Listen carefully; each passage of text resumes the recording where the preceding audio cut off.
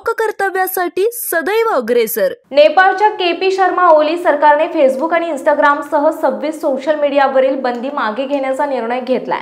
काल 8 सप्टेंबर रोजी देशभरात तरुणांच्या नेतृत्वाखाली झालेल्या हिंसक निदर्शनानंतर नेपाळ सरकारने सोशल मीडियावरील बंदी हटवण्याचा निर्णय घेण्यात आलाय। आंदोलकांनी संसदेत प्रवेश करत सरकारविरोधात निदर्शने केली होती। यानंतर परिस्थिती नियंत्रणाबाहेर गेल्याने पोलिसांकडून अश्रुधुराच्या नळकांड्या फोडल्या आणि पाण्याची फवारणीही केली। धक्कादायक म्हणजे या आंदोलनातील 20 जणांचा मृत्यू झाला तर 300हून अधिक लोक जखमी झाले होते। या प्रकरणी नेपाळचे गृहमंत्री रमेश लेखक यांनी राजीनामा देखील दिला आहे। हिंसक निदर्शनांमध्ये झालेल्या मृत्यूंची नैतिक जबाबदारी स्वीकारत रमेश लेखक यांनी राजीनामा दिला।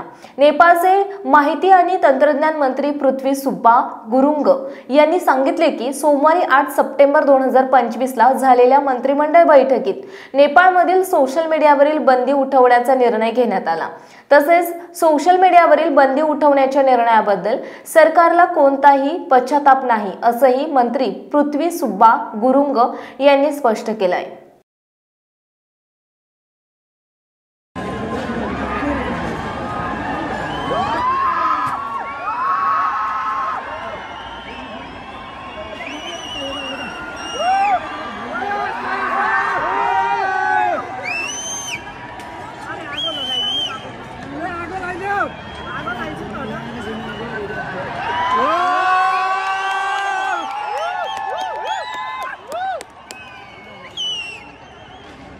यतिखेर दर्शकवृन्द देख्न सक्नुहुन्छ प्रधानमन्त्री केपी शर्मा ओलीको घरमा यस्तो आगो लगाइसके युवाहरूले र यो एउटा घर जलाइसकेको छ। तपाईहरुलाई जानकारी गरौँ ल हेर्नुस् ल।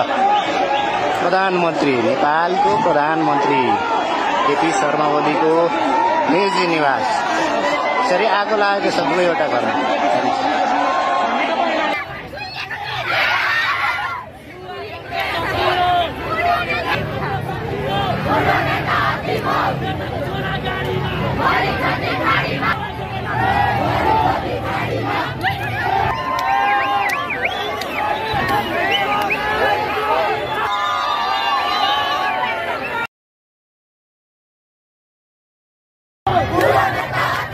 युवा हाम्रो शक्ति हो, बुढा नेता हात्ती हो, नेताको छोरा गाडीमा, गरिब जाति खाडीमा, नेताको छोरा गाडीमा, गरिब जाति खाडीमा, हाम्रो नेपाल हाम्रो देश, प्राणभन्दा प्यारो छ, हाम्रो नेपाल हाम्रो देश, प्राणभन्दा प्यारो छ, युवा हाम्रो शक्ति हो, बुढा नेता हात्ती हो, युवा हाम्रो शक्ति हो, बुढा नेता हात्ती हो, नेताको छोरा गाडीमा, गरिब जाति खाडीमा, नेताको छोरा गाडीमा, गरिब जाति खाडीमा।